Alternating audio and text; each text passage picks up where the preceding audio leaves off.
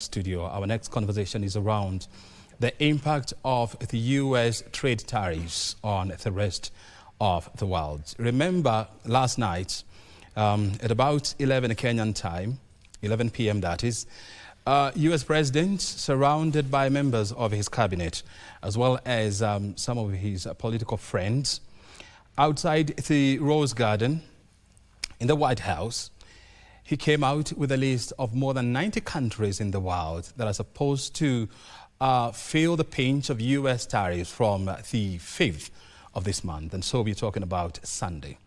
And these countries include Kenya, which is expected to start paying 10% tariff on all goods exported to the U.S. market. The others are countries like South Africa.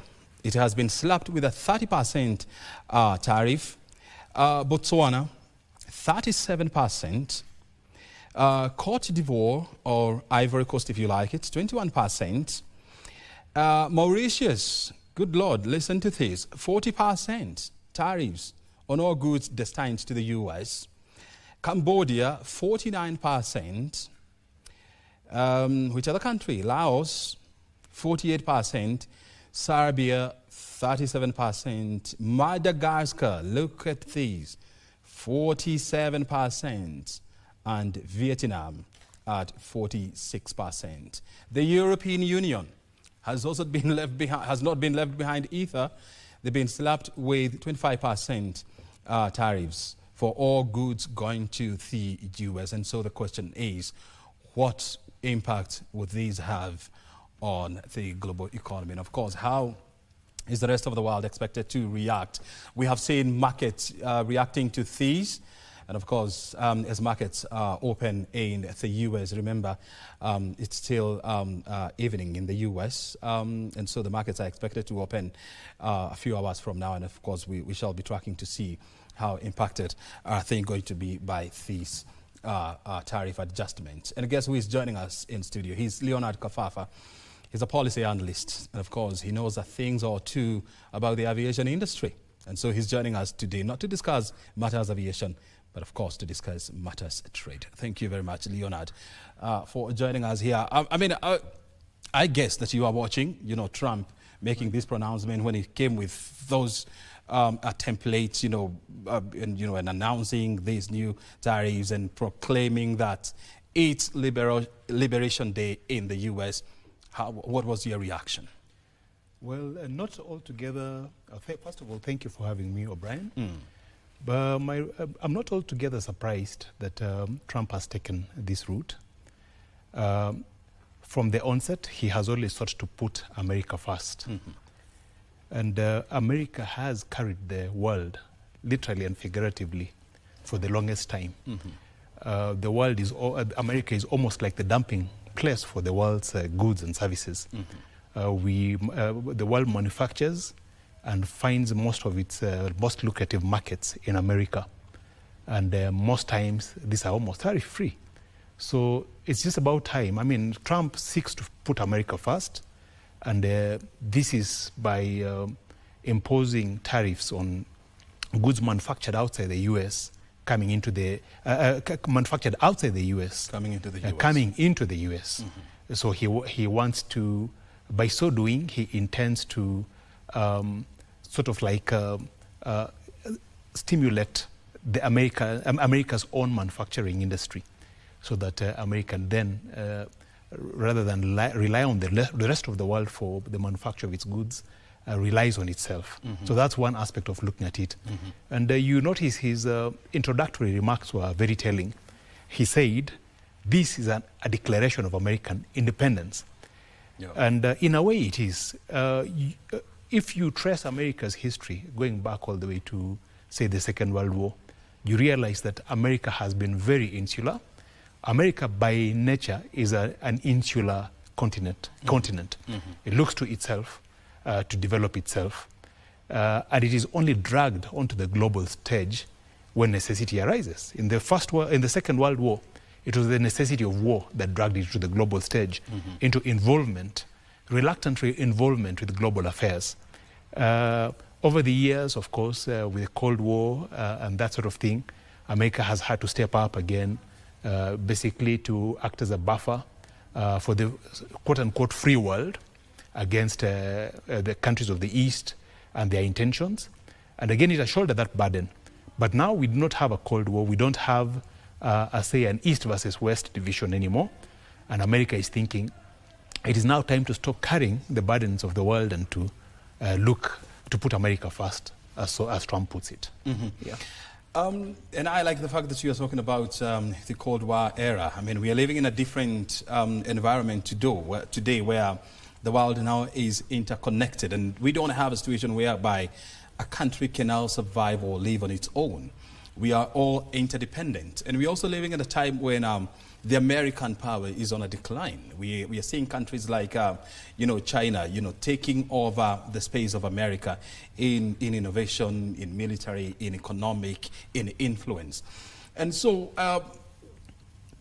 the tariffs that were imposed by Donald Trump, are they likely to have a boomerang effect on the U.S. economy? I think you rightly put it. You raised a good question. Let me put it that way. You raised a good point, rather, when you say that the world cannot live in isolation and the world is interconnected. You also raised a very valid point when you say that American decline in terms of economic might has been largely on the backbone of Chinese ascendancy. Mm-hmm. China has risen lately, and its rising is a bit of a threat to America. So the way to redress this is to stop carrying the burdens that make America's exceptionalism diminish. Stop carrying those burdens, mm-hmm. And focus on America itself. And one of these ways, of course, is to hit at China. You notice that China is actually quite hard hit. Yep. By America tariffs because 53%, because it is said that China's dominant market is in America. The export market of Chinese goods is America. Mm-hmm. So when you hit at them, when you hit at allies that manufacture, Chinese allies that manufacture for America, but really surreptitiously for China, like Vietnam, then Cambodia, then you're actually indirectly hitting at Chinese interests. You're whittling the influence of China's economic might. And is it possible to do that? It is quite possible. It is quite possible. There's a balance that will be created. It may not be entirely 100% possible to diminish Chinese ascendancy, but there's a way that you can sort of slow it down a little, so that America can get the requisite breathing space to then put its house in order. You sound like, Washington hawks. I mean, they've always been, when you look at what Washington has been trying to do in the last 10, 15 years, is to slow down the growth and the ascendance of China on the global stage.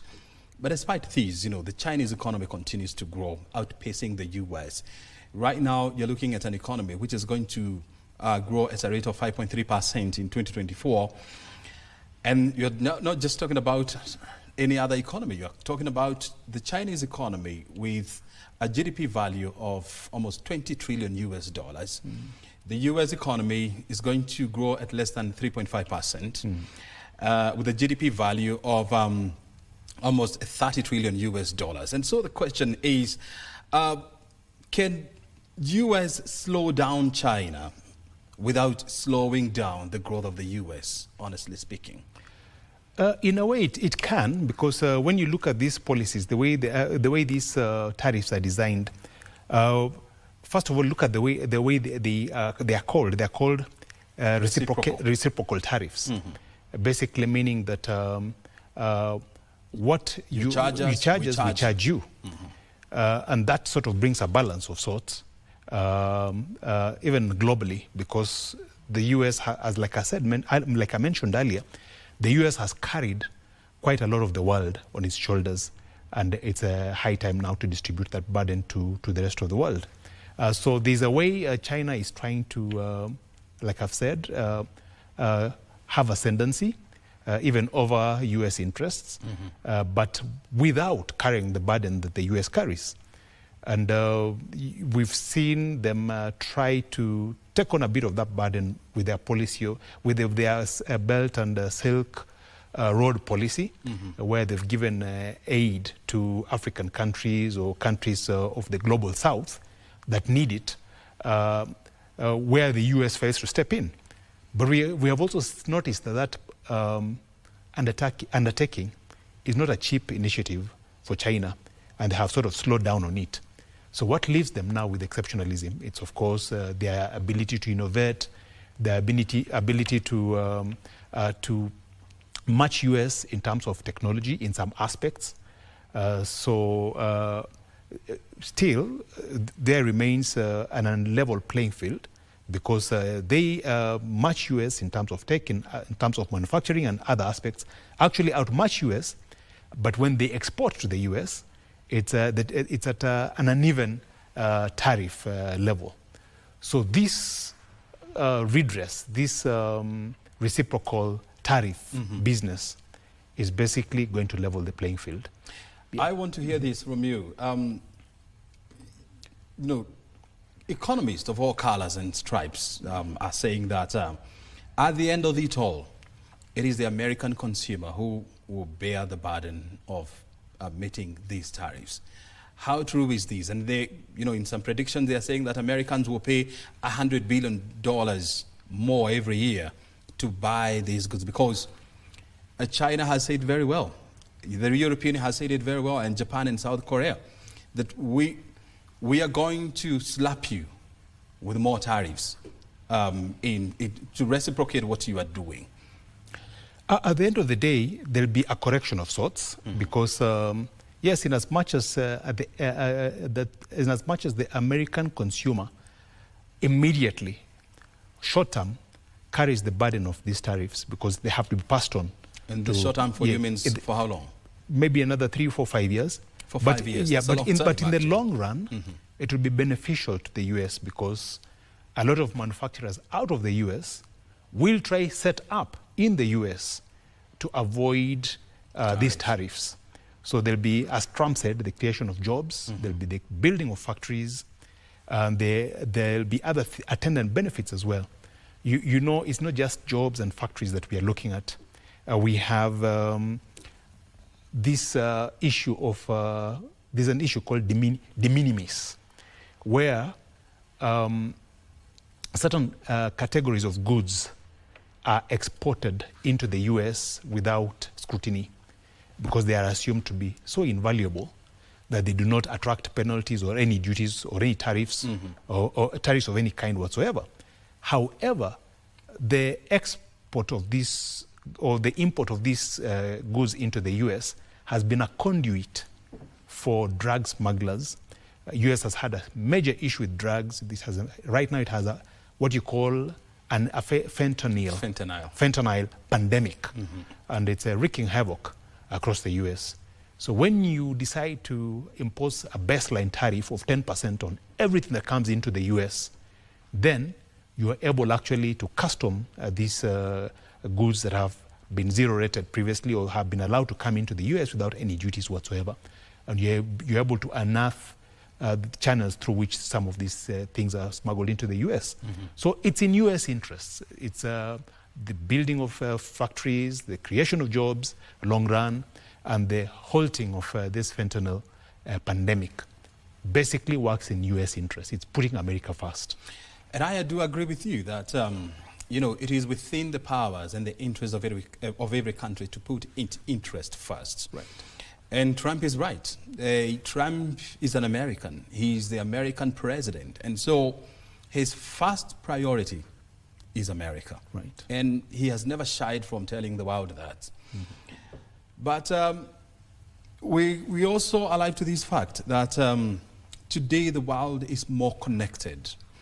When you look at imports from China, you're talking about more than 500 billion shillings from China going to the US. When you throw in countries like South Korea, Japan, and EU, then you're talking about almost 1 trillion shillings, $1 trillion US worth of imports from these countries. And so if these countries decide to hit back at the US with their own tariffs, isn't the US then likely to slide into recession? And analysts are warning that the likelihood of a US sliding into a recession is about 50%. O'Brien, we make an assumption. We assume that these countries export to the US for the benefit of the US without any reciprocal benefit to themselves. That's an assumption. When tariffs are imposed, they hit both sides.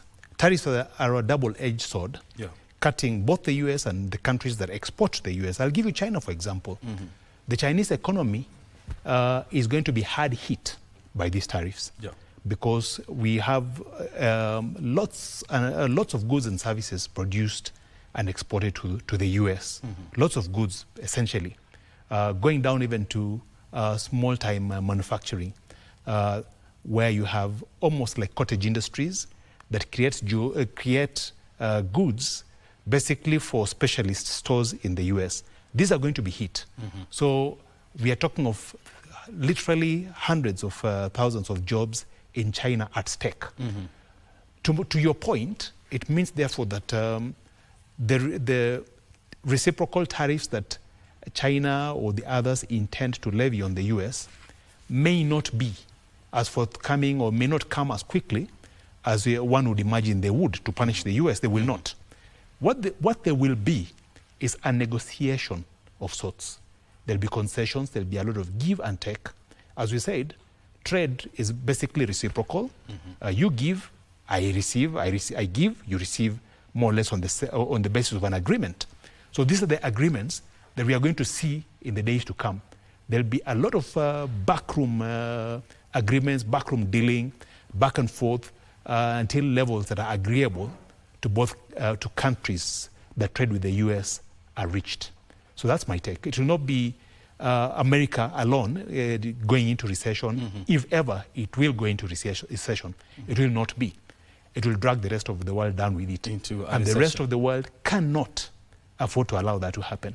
As they say, when America coughs, the rest of the world catches a cold. And I like the fact that you're bringing in the issue of concessions here.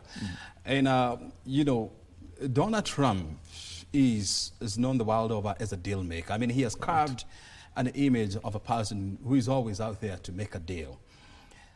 And some analysts are saying that what Trump is doing is dangling the carrot and stick, whereby you either take the carrot or we use the stick. Do you see, and he said it very well, that he's open to negotiations with countries that are willing to engage with the US to see how this can be resolved. Do you agree with them that Trump is engaging in carrot and stick diplomacy?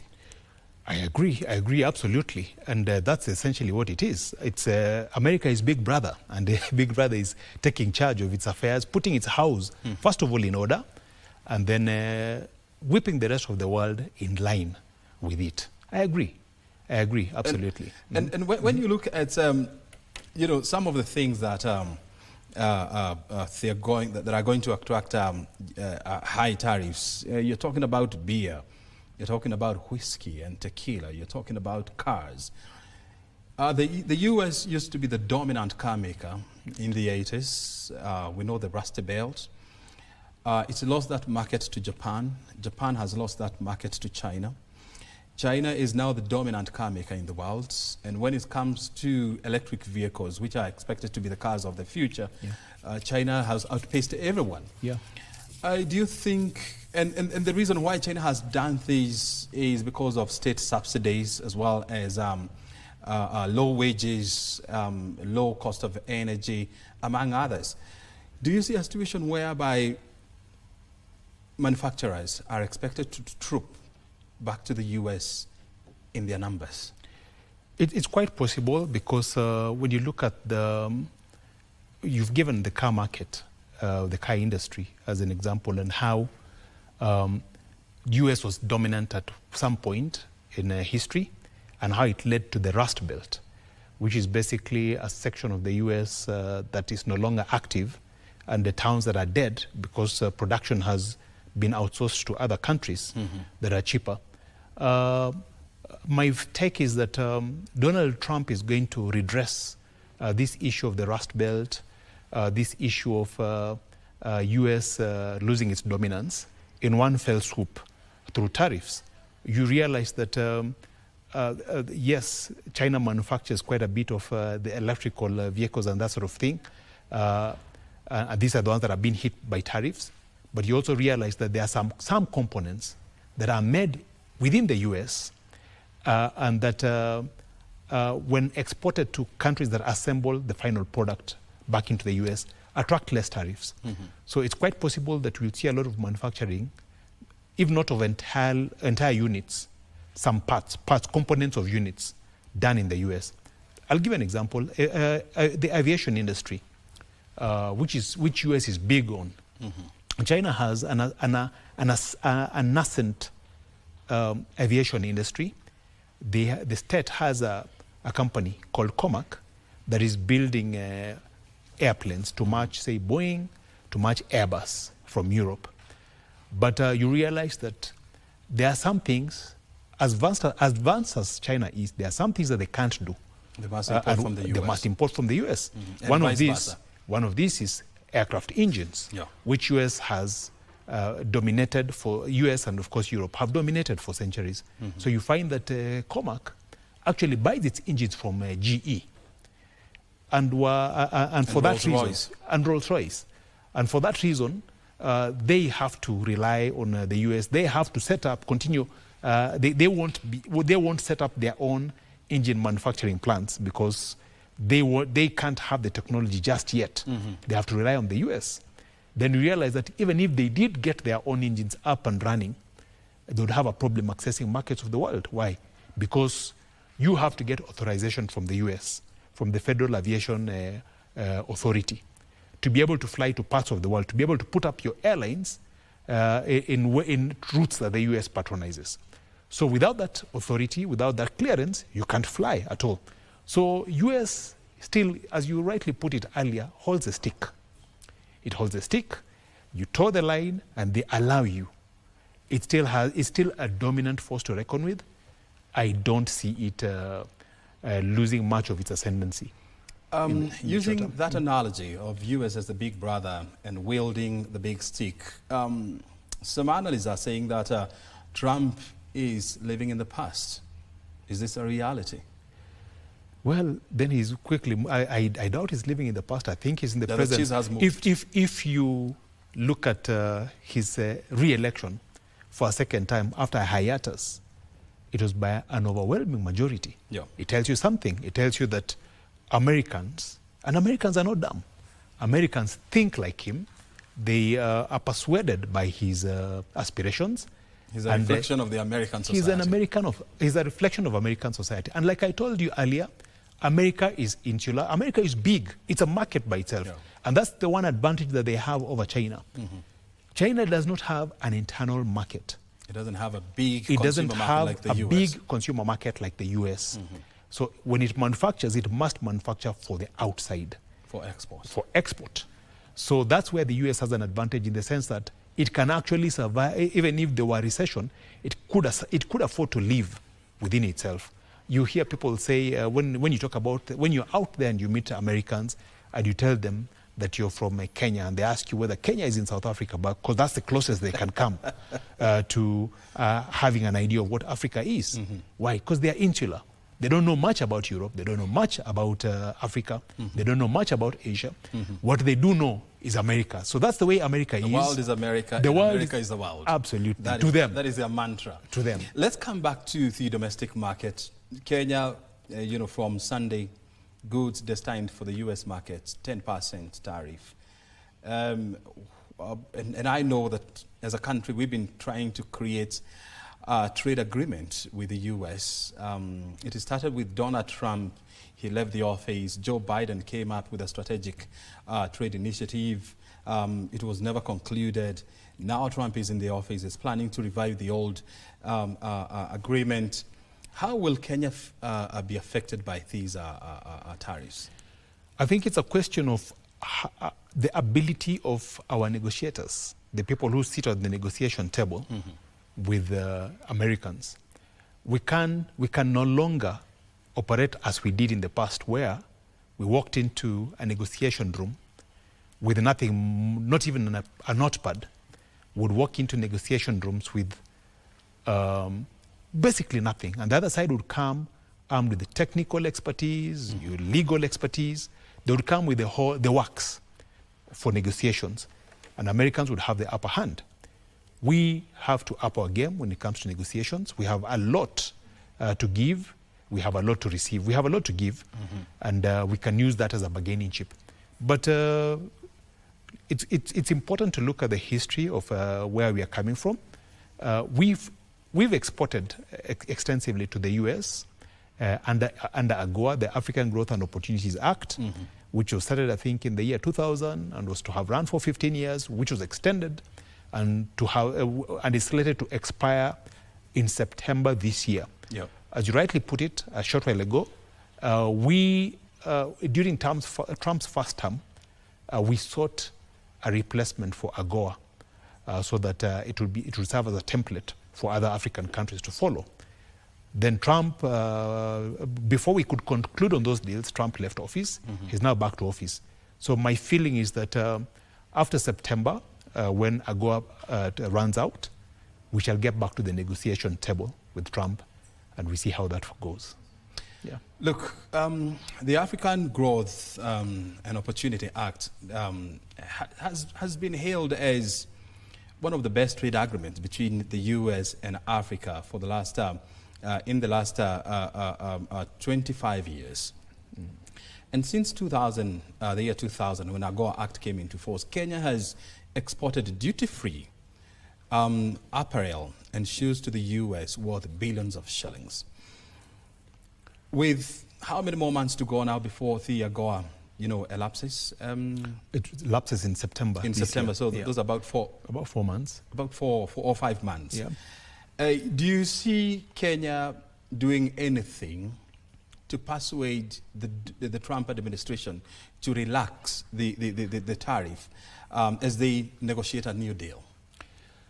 I think, like I said, we have a lot to give to the U.S. There's a lot that they gain from us. Again, it will be a give and take. It will be a reciprocal. When you say we have a lot to give to the U.S., what exactly are you talking about? Look at our positioning on the continent. We are smack in the middle of the continent. We are a buffer from being overrun, say, by the Islamic movement, so to speak. Because if you look at North Africa, it's Islamic. If you look at a lot of the Sahel, Islamic parts of West Africa, if you come down right to Central Africa, all the way to the Sudan, then Kenya is the buffer.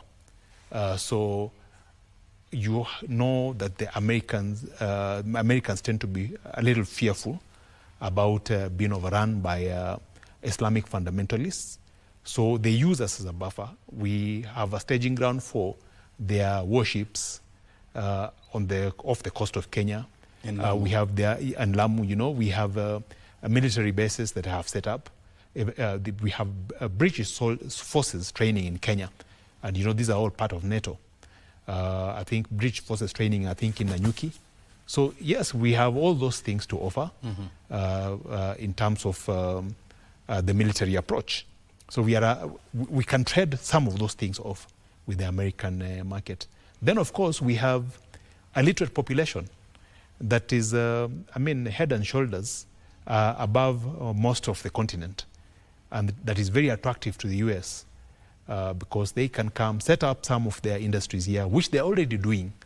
We have this drone company called Alto, which is a subsidiary of Airbus in Europe, but is run by an American that are set up here, and is going to be a template for others to come and set up here as well. We have great regulatory framework here. Legal and regulatory framework is in place here, unlike other parts of the continent. So we have things that are attractive, that make us very attractive, that we can use, that we can leverage to obtain better tariffs for our own goods and services. I want to hear this from you, Kafafa, as a policy analyst. If you would happen to be in the room negotiating for Kenya, and in the same room with American trade and policy makers, and they ask you yes, and they tell you yes, we are willing to remove the tariffs for Kenya, but what are you willing to give us? What concessions would you make? Concessions to the Americans? Yeah. Yes. Allow part of allow their goods and services, because they, the fact that they want to produce not just for the American market, but for export as well. So allow some things from the US to come. But already it's an uneven playing field, because we rely on a lot of American heavy industry components. I've given you the example of the aviation industry. We have General Electric engines that power the planes of Kenya's national carrier. So we can allow concessions to the American people, but trade off and have them allow us benefits also from them. Yeah. You see, when you look at the trade between Kenya and the US, you're looking at about 170 billion shillings, worth of goods, that were traded in 2024.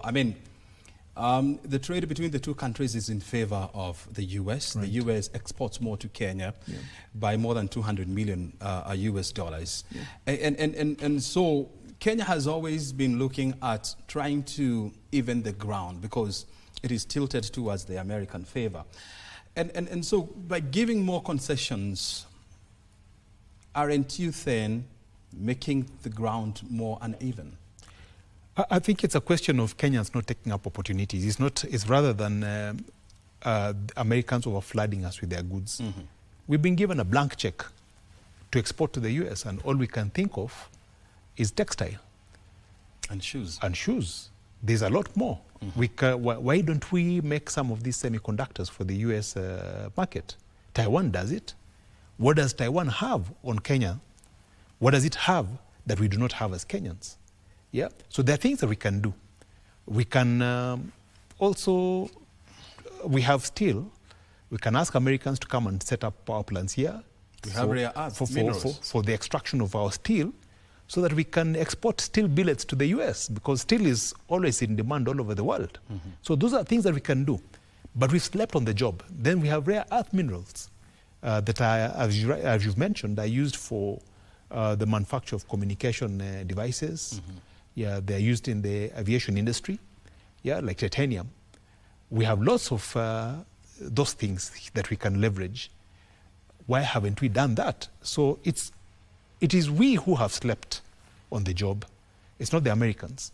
It is we who have slept on the job. We are facing what you'd call a bad situation. But from what you're saying is you can turn a bad situation into a good situation. And I like the fact that you're bringing in the issue of what we can offer to the Americans. They have the resources. They have the expertise. They have the manpower.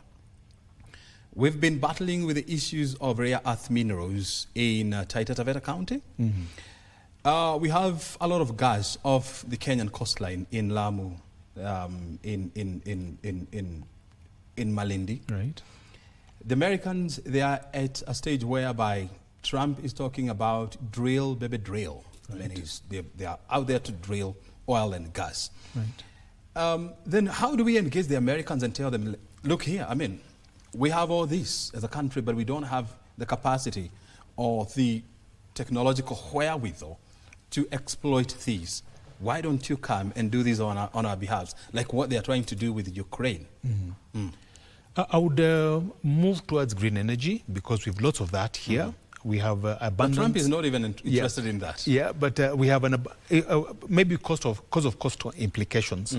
But here we have geothermal energy, which is green and which is largely unexploited. We have wells that have been dug and that are productive, but no one is harnessing that steam, produce cheap power, and which has been the biggest problem with Kenya. the cost of our power.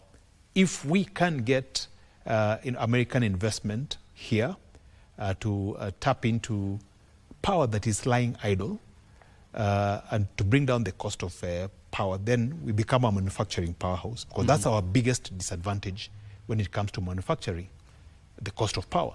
So those are some of those low-hanging fruit that I expect those who get to the negotiation table with the Americans to bring to bear.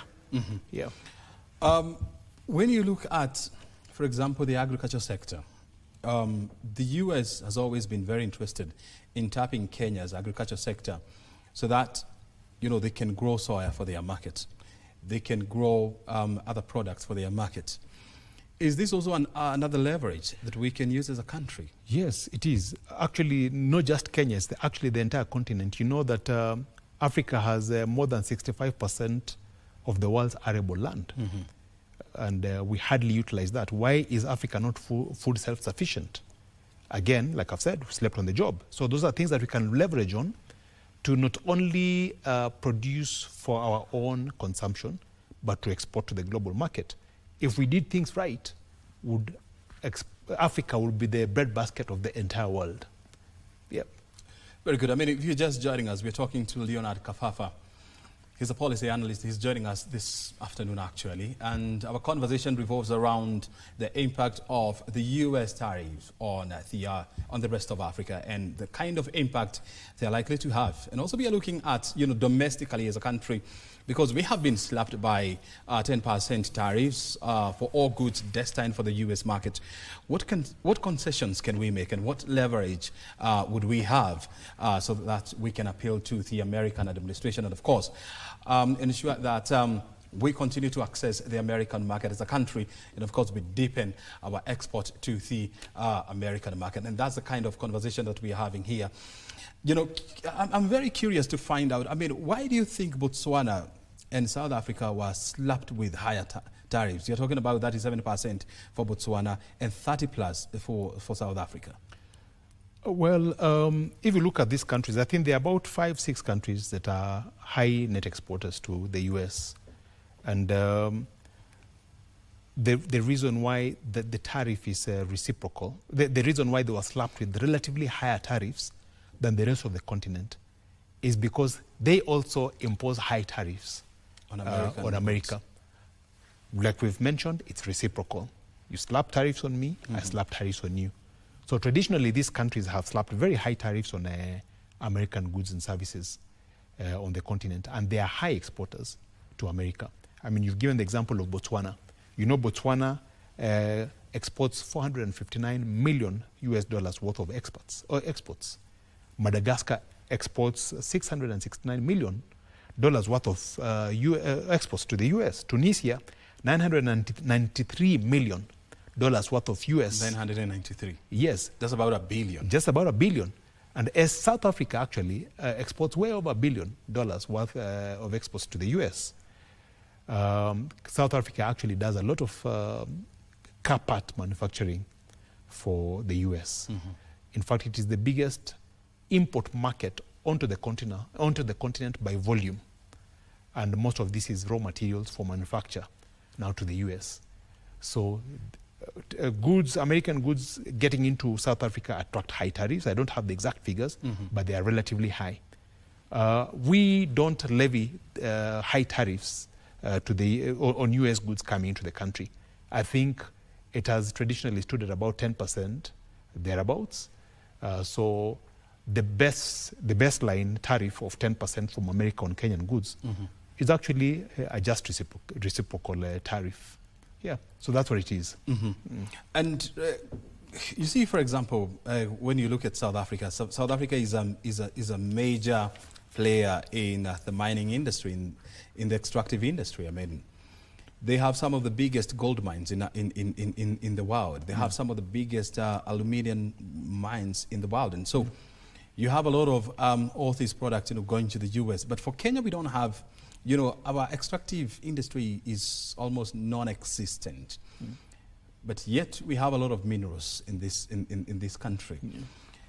So, are you likely to see a situation whereby the rest of the world is likely to come together in trying to shield their economies by focusing less on the American market and focusing more on the other parts of the world? Let me speak for Africa. That is an aspiration that Africa has. That's why we have the Africa Free Continental Trade Area, because we recognize that Africa has 17% of the world's population, but it hardly does any trade within itself. So one of these reasons is because we have high tariffs even within the continent. Intra-Africa trade is hampered by tariffs. For example, a flight from Kenya to, say, Uganda or Tanzania will attract a passenger charge of about $110, whereas any intra-European or European flight or any intra-American flight will only attract about $10 worth of tariffs. So we have those high tariffs between us that act as an impediment to trade. But now that we do not have, now that the US is closing, is becoming insular, it's time for the continent also to become insular. It's time for us to trade within the continent. To drop down some of these barriers to trade and to open up the continent. When you look at Trump, I mean, he's talking about putting America first and, of course, liberating the American people. What lessons is the rest of the world can learn out of this? I think it's nothing new because the rest of the world has coalesced around interests. Look at the European Union, for instance. I mean, Europe, about 25 or so years was fragmentation of different nations, different currencies. The French had the franc, Italians had lira. Of course, Britain still continues to have its British pound. But with time, they've gotten together. They've collapsed all walls. You can get one single visa and travel all around Europe, apart from the UK. There's a single currency called the euro. They have a single European central bank, and that sort of thing. So nothing new here. We are seeing Arabs beginning to also become another axis, coming together, even beginning to have voices on the world economic stage, but in terms of reaching out to countries of the global south that need aid, giving aid. Kenya is an example. We are receiving about 1.5 billion USD from the Middle East. And this is in direct competition to lenders from Bretton Woods institutions and from the Orient, which is China. So the world is coming together, forming blocks, has always come together, it has always formed blocks. So nothing really new. It's just the actualization of these blocks that is yet to come, particularly for Africa. Yeah. And are we likely to see a situation whereby, more countries, and especially here in Africa, are accelerating towards forming their own self-looking blocks? Like, for example, are we likely to see a situation whereby Africa is accelerating plans to have an African Union kind of a currency, an African Union or a borderless Africa? Are we likely to see that kind of a situation? It is a work in progress even as we speak.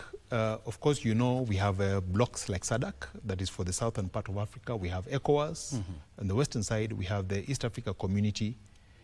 So those the coalitions are already, quote unquote, in place, but they need to progress beyond regional coalitions to become something that the continent can work with.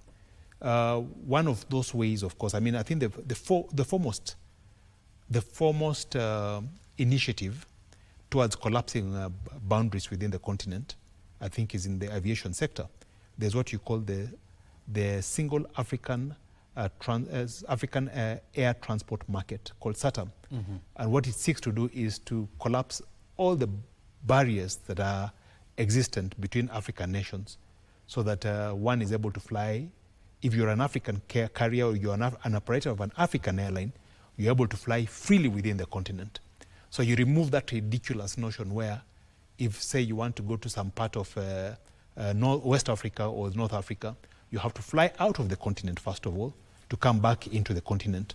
So yes, your short answer to your question, yes, we are collapsing barriers, removing barriers, and we are beginning to see a lot of coalescing around the lines of interest. Mm-hmm. Yeah. And for countries like Kenya, are we also likely to see a shift from focusing on the American markets and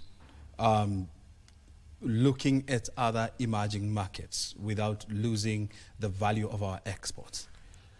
Already we are, because when you look at our exports, and by the way, we are the largest export market by volume out of Africa. That's Jomo Kenyatta International Airport. When you look at the markets that we work with, they are not quote unquote all American markets. We export quite a bit to the Middle East. We do chilled meat, we do cut flowers, we do fresh fruit and veggies, we do seafood on a daily basis to the Middle East. So we are exploring other markets. We do China. China has also come on stage. We do, I think, avocados from China and some fruits that you can't find in the Chinese market. Yeah, so yeah, there's an eye for markets away from the traditional ones.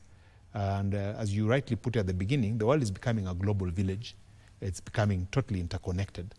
So yes, there's a place for Africa. Yeah. You see, the Trump is just going to be in there as the U.S. president for the next 4 years. The election is when? 2029? Yes. And so he will be out of office. Right. Are you likely to see the next U.S. president? Do you think they're likely to undo the U.S., the Trump tariffs? You know how U.S. and like most of Africa operates on ideology, on principle, how you have parties. You have two dominant parties, of course, the Republicans and the Americans, and you do know how each of these two parties stand for something. So if should Trump be succeeded by another Republican, it is likely, and depending on the success of his gamble, because this is a gamble, depending on the success of this gamble, it is likely that his successor will continue on the same path. But should he not make impact towards the tail end, then it's also quite likely that it will be the turn of the Democrats to take over, or if the Republicans still stay in power, whoever comes in now may move on a different trajectory. It's quite possible. Yeah, but I would bet with the. I put my bet on Trump. You bet your Trump. I'll put my bet on Trump. Very unpopular. It's not a popular position, but that is not a fool. He knows what he's doing. He knows what he's doing. Yes. In the bigger picture, what is Trump trying to achieve? We may look at it from a trade perspective, but is that really what Trump is after? It's just American exceptionalism. That is it. Putting America first, pure and simple. Leveraging what America has, markets, yeah, a culture of consumption, to put America at the center of everything, forcing the rest of the world to fall in place. But it is good for the rest of the world because is it going to work? That's why I'm hedging my bets on Trump. I get this; it's a gamble, but I'm hedging all my bets on Trump. I'm guessing it's going to work. Yeah. Timothy, when you look at the American people, one of their biggest fear is sliding into recession, and we know the American consumers, they hate recession. I mean, just like, you know, any other consumer. If the world gets into a recession because of this, aren't we likely to see more Americans putting pressure on Trump to relook and review his tariff agenda? You know, there are things that are beyond Trump. If recession does come, it will be because it's something that affects the entire globe. You know, we've been in some slow recession of sorts post-COVID. We've never really gotten back to where we were. When you look at employment levels, when you look at the levels of inflation, and what different central banks do to control that inflation, you know, raising of interest rates and that sort of thing, you realize that we have been on a slow burn of sorts. So it will not be entirely Trump's fault. But I do think, again, like I said, I've hedged my bets on Trump. I do think he's going to reverse that downward spiral to a great extent, to the effect that by the tail end of his term, America and consequently the world will be in a much better place. When we all find our equilibrium, as indeed we will, when we win ourselves, some of us who are really dependent on American aid, when we can do much more for ourselves, when we win ourselves of that aid, then we will be in a much better place as the world. This is being seen like the US versus the rest of the world. The American economy constitutes almost 25% of the global economy. Right. So you have 75%, made of European, Asia, and African markets. Are we likely to see an American versus the rest of us kind of a trade scenario? If we did, it would be unfortunate because America is just looking after its own interests, same as everyone else is. I mean, that is why the rest of the world is contemplating retaliatory tariffs. Why are they doing this? It's because they're also looking out for their own interests. So I doubt it will be America versus the rest of the world. As you said, as you rightly put it, we are all interconnected. At some point, reason will prevail. If it hasn't already, Trump is simply setting the stage for negotiations, renegotiations. There are no free lunches. So that's what he's telling the world. There are no free lunches. There's no such a thing as a free lunch. Everyone has to carry their burden justly, as they should. And America is now not going to shoulder the burden of the rest of the world. Plain and simple. So it cannot be that it's America versus the rest of the world. It isn't. It's just America first, and then the rest of the world now gets to put themselves first as well. Look, after the World War II in 1945, the US started a platform of what was being dubbed as a coalition of the willing. And since then, it has managed to marshal a strong coalition of what it calls strategic allies. You're talking about countries like Britain in Europe. You're talking about South Korea, Japan. But the same countries who are considered to be close allies of the US have been lumped up together with what Americans call their strategic enemies. Countries like China. Now they have been lumped up together and they're being slapped with tariffs. Are we likely to see a situation whereby American allies are coming together with American strategic enemies? I doubt that situation will arise. Remember, I wanted to give you an example for it. We have seen a situation where South Korea, Japan, and China, just the other day they held a trade meeting, the first one in very many years, just to strategize on how to respond to American tariffs. This is just one of the examples. But you do know that South Korea, China, and the other country that you mentioned, Japan. Yes, in as much as they are allies of America, they are also economic powerhouses in their own right. And they have to look after their own interests. But let me take you back to the onset of this interview, where I mentioned that from 1945, America has been carrying the rest of the world. The formation of things like the UN, the formation of programs under the UN heavily funded by America. Organizations like the World Health Organization funded heavily by America, most of that input from America. NATO, the North Atlantic Treaty Organization, funded very heavily by America. It has gotten to a point where that kind of burden on America is now unsustainable. And and America is simply saying it's now time to let the rest of the world shoulder other burdens as well. So when it slaps tariffs on goods and services, it's saying there's no such a thing as a free lunch anymore, at least not from America. You slap tariffs on me, I reciprocate by slapping tariffs on you. It's a case of scratch my back, I scratch yours. But again, the Bite end my game, cheese, I the bite your end game cheese. is a negotiation. That's the end game that Trump is driving. That is at. what Trump is trying to push. He's trying to get a deal for the American people. Very good. Yeah. I mean, if you're just joining us, we're looking at the impact of the American trade tariffs that were unveiled yesterday by US President Donald Trump on the rest of the world. Kenya is one of the countries slapped with a 10% tariff for all goods destined for the US market. Many countries, are still scratching the surface, trying to understand how they are going to respond to these new tariffs. And we have seen countries like China saying that they are going to hit back. They're going to hit the US hard, while where it matters most. You're watching an extended version of Base Check. We are coming to you at 12:24, and time now for us to take a short break and take you to the Insurance College, or the College of Insurance in South Sea, where the IEBC Commissioner's interview taking place. We just want to listen in, and then we're going to come back with more conversation here. Thank you very much. It's been a great pleasure talking to you, hearing and listening, and indeed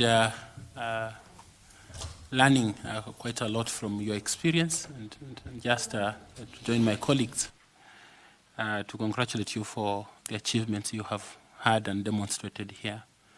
I don't know whether you have any comment or question, please. First of all, I think mine is to appreciate you and appreciate the panel.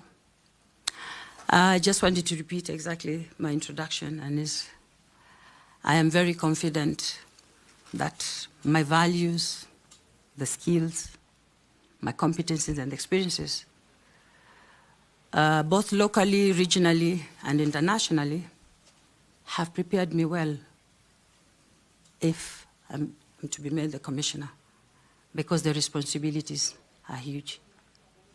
I also believe that serving the public is a calling, and it's a privilege which I cannot take it for granted.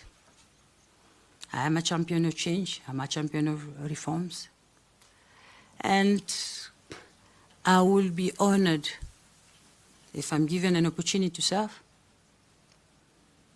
to be part of the team that can bring back that public trust and the credibility in our electoral processes. Because I believe I have a passion for strengthening the democratic processes through fair, free, and credible election. Thank you so much, and have a blessed afternoon. Thank you. Feel free to pick your notebook and the pen you used. There's even some water there if you so wish to pick. Kindly feel free. You'll find your certificates at the door as you walk out. Blessings to you. Asante, wish you well. Well, that is what is happening at the College of Insurance, where commissioners or where various candidates are being interviewed for the commissioner's position of IEBC. Remember, this exercise is expected to continue until the 24th of this month. And as your national broadcaster will, of course, keep you posted on who is being interviewed, what are they saying. And, of course, at the end of it all, we shall definitely give you the list of the finalists and the people who will be picked to spearhead reforms at the Independent Electoral and Boundaries Commission, which is a critical institution in the politics of this country. Well, that is what is happening there. And of course, remember, the president is on a tour of Mount Kenya regions. He's on a 5-day development tours, and of course he has been to various counties from Meru to Embu. And today he's in the county of Nyandarua, where he's expected to commission and of course inspect a number of infrastructure development, from hospitals to roads, sewer systems, to schools. And of course our reporter Hashim Abdiaziz is trailing the president and of course ensuring that he's giving us an update on everything that is happening there. And of course, remember, we also have our reporters on the ground, covering different and pursuing different angles today, so that we can give you a comprehensive bulletin that is coming up at 1 o'clock. And of course, at 7 p.m., as well as 9 p.m. My name is O'Brien. We continue with the conversations here. And of course, we are in the company of Leonard Kafafa. He's a policy analyst, and our conversation this morning, actually this afternoon, it revolves around the new U.S. trade tariffs that were unveiled yesterday at the Rose Gardens outside the White House to a packed crowd. And this is what Donald Trump is calling the liberation of America. And the question is, will these tariffs work? How other countries are responding? Are the markets impacted by this? What is the long-term impact of these tariffs? And as a country, Kenya, what opportunities are there? Is this a bad problem? A bad problem that we can turn into a good idea? Those are some of the issues we are discussing here with Leonard Kafafa. He's a public policy analyst, and of course, he's also into the aviation industry. And I wanted to hear this, Leonard. I mean, one of the things that Kenya has been talking about is exporting more manufactured products to the U.S. And I know that there are conversations taking place on how to address the issues of phytosanitary tariffs. There has been an attempt by Kenya to start exporting vegetables and cut flowers to the U.S. market. Is this likely to be a setback, the new tariffs? I don't think so, because like we've said, the cost of these tariffs will be eventually borne by the American people. Because when Trump levies 10% on Kenyan goods, as he has, it means we are competitive vis-a-vis the rest of the world exporting to the US, vis-a-vis, say, South Africa, which is, or Egypt, which is exporting at more than 10%, or Morocco, or any other country around the world that has been levied far more than we have, whose tariffs, let me put it this way, we are competing with other countries around the globe that have higher tariffs for entry of their goods into the US market than we do. Ours is at 10%. So I don't think we will lose our exceptionalism, especially when it comes to the production of cut flowers and the things that we are good at here as a country. Yeah. And the issue here that you have to consider is the reality that, when you look at the distance between Kenya and the US, it's quite a long distance, because you either have to go through the Cape of Good Hope or you go through the Suez Canal, which is also facing its own security challenges. And so the best bet here is the Cape of Good Hope, whereby you have to go through South of Africa, Cape Town, and then you go up for you to access the American market. And this is expected to make exports to the US more expensive. When you now put the 10% a tariff, then things to the US are likely to be more expensive. And today's consumer, they are not looking for expensive product. They're looking, yes, for quality, but at the lowest price. Are we disadvantaged at some point? For the moment, we don't have a lot of stuff that goes via sea, that is exported via sea out of Kenya. The bulk of our exports, I think, is from JKI. As I said, it's the biggest export hub on the continent by volume.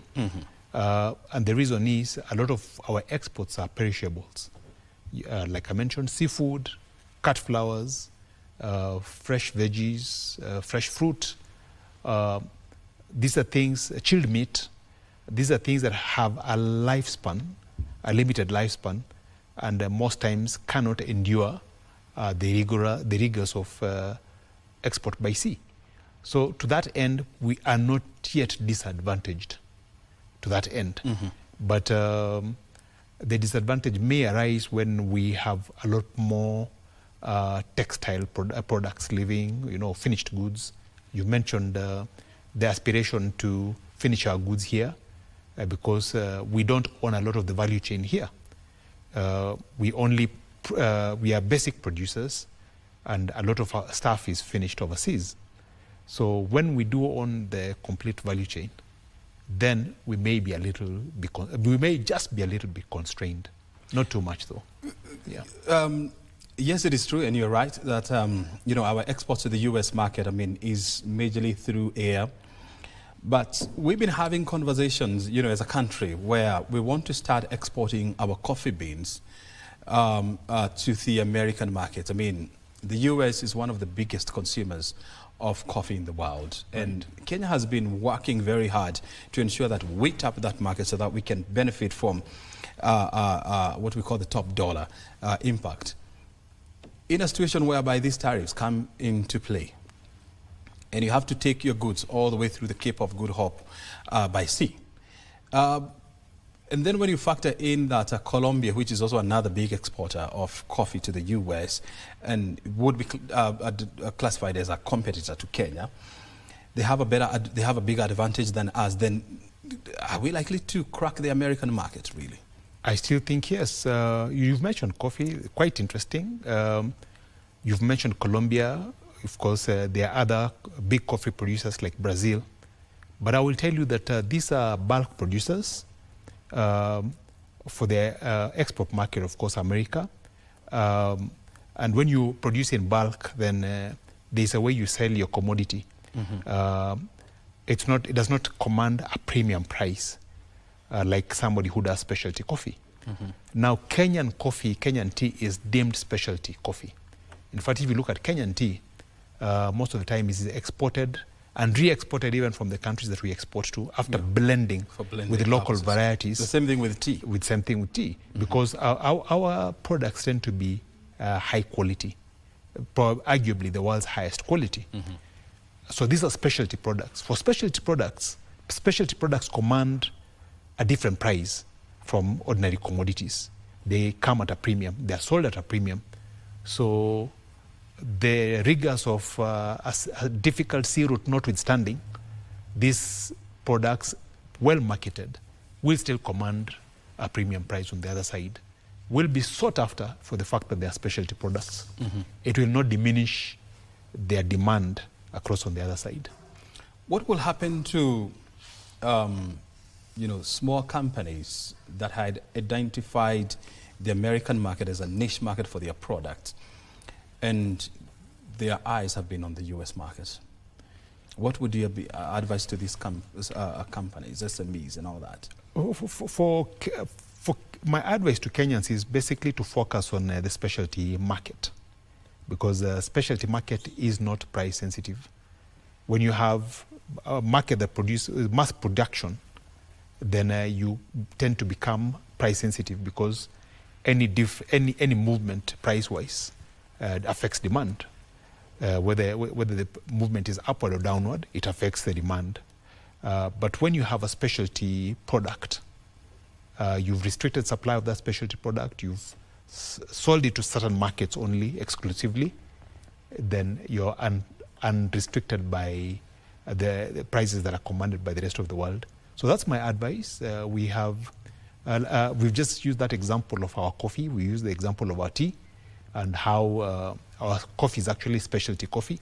Because if you compare the levels that we produce here in Kenya, and you compare what Ethiopia puts out there, Ethiopia, I think, is doing over 10 times what we do. But theirs is a commodities mass market. Ours is specialty coffee. So that's the difference. If we focus on specialty coffee, we will not be affected in any way. Yeah. You talked about market correction, yes. And it's definitely happened at some point. How do you see the markets correcting itself, and what kind of what shape will it take? For the moment, I mean, like I said earlier, US has been carrying the burden of the world, a lot of the world. I mean, it's carried the health burden of the global south. Kenya has been a beneficiary of mosquito nets, it's been a beneficiary of HIV prophylactics, and other treatment for HIV. So other countries of the global south have actually been in a similar position. That position is now untenable for the US. And short term, of course, there will be a spike in preventable diseases, especially in Kenya and other third world countries. Short term, before people adjust to the new reality. So that's the sort of correction I'm talking about. When you adjust to the new reality and you take preemptive measures to keep yourself safe, to keep yourself alive, then that's the sort of correction that we will be looking at, in the near future. Yeah. And the American consumers, how do you expect them to adjust to the new realities that they'll pay more for goods and services? They don't have a choice short term. They don't have a choice short term, but long term, especially in the next 2 to 3 or 4 years, when a lot of production is shifted to American soil, or a lot of components at least are done on American soil so that they're exported for assembly of the finished product. It will be to the advantage of the American people. But short term, that is the midterm view. Short term, we see importers, we see distributors of these goods absorbing the impact of these tariffs. Short term, so that the demand in the American market is sustained. So that's the short term view. The midterm view is that the increase in terms of jobs, in terms of the industries, will more than make up for the tariffs that are being levied on on goods and services exported to America. Yeah. In the short term, are we likely to see supply chain disruptions? Not as companies try to now adjust to the new rates. You do know already that we have supply chain constraints post-pandemic in virtually every industry. So the world cannot afford to cut back on production. It's already producing far less than it was in 2019, pre-pandemic. So it cannot afford to constrain those supply chains any further. So I don't see a constrained supply chains. I just foresee a hike in certain goods that say countries like Kenya import, for example, motor vehicle spare parts. There'll definitely be a hike in terms of costs that will affect Mwananchi on the streets. Yeah. And when you look at different parts of the world, I mean, you have Africa, you have Asia, you have Europe, you have South America. How are they likely to react to these new tariffs? Of course, there's all this bluster that we are hearing in the international media where they're saying, yes, they're also going to reciprocate, they're also going to hit America hard. I think this is bluff and bluster. I think it's bluff and bluster. When push comes to shove, when it comes to the brass tacks, people will sit on the negotiation table and agree on a way forward. And America will have the upper hand. They have the market, so they have the upper hand. So I think the world will adjust accordingly, eventually. The world is still waiting for the trade negotiations between US and China. I mean, we have seen many trade negotiations, between Britain and US, Italy and US, India and US. But what the world is waiting to see is a meeting between the Americans and the Chinese to set their trade relations going forward. China has been reluctant to do this, even though they say they're ready for this kind of a meeting. Are we looking at a situation whereby Beijing is likely to come out of the rabbit hole and say, hey, look here, we are ready for meeting? Absolutely. Like I said, China does not have much of a domestic market. Most of its market is export, and predominantly to the US. The US at least you don't see them diversifying about or focusing on other markets. The rest of the world does not have the same consumer culture that the US does. US is largely consumer driven. In fact, the drivers of the American economy, the driver of American economy is consumption. Yeah, and like here where it is government spending. Americans will buy 5 pairs of Nikes, that they don't use just because this pair of Nike is in season and the other is out of season, They'll buy all this clothing that they don't get to use Yeah, they'll go eat out their guacamoles made using avocados from Kenya and that sort of thing.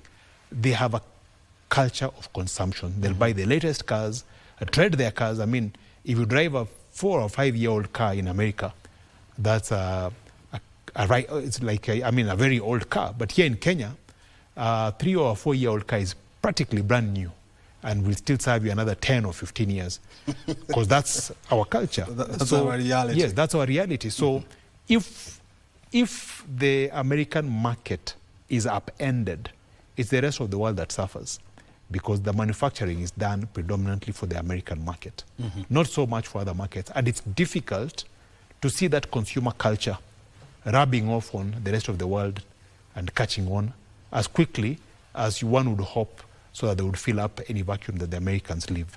It's difficult to foresee that. So what would be your advice to Kenyan trade experts or government bureaucrats at this moment?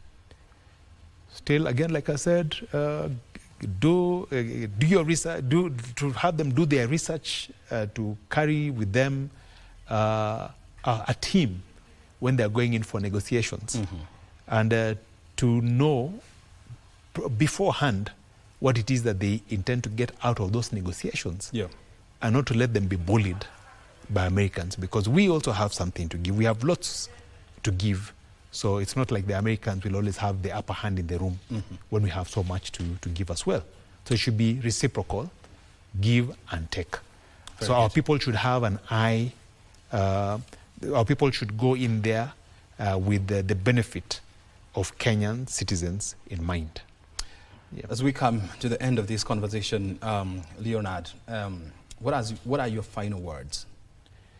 These are interesting times, unprecedented, because as has been said, America has never levied the kind of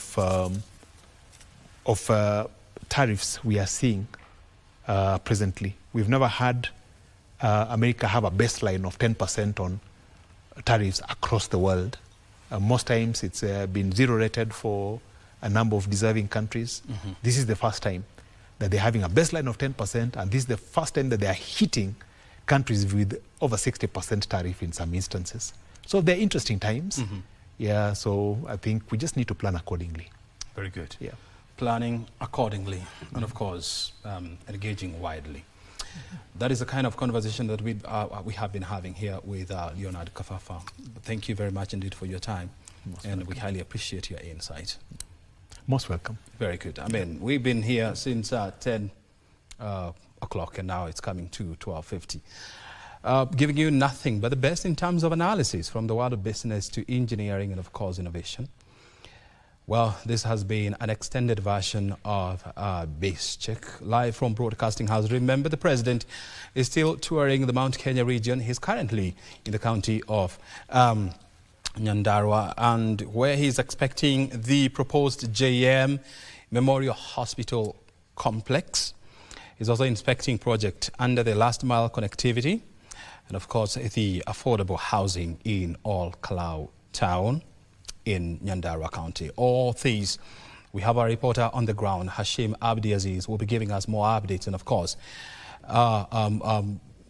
more ideas on what's coming up next in this trip. Remember, this development tour is coming to a close on Saturday, with Kiambu County being the last on this list.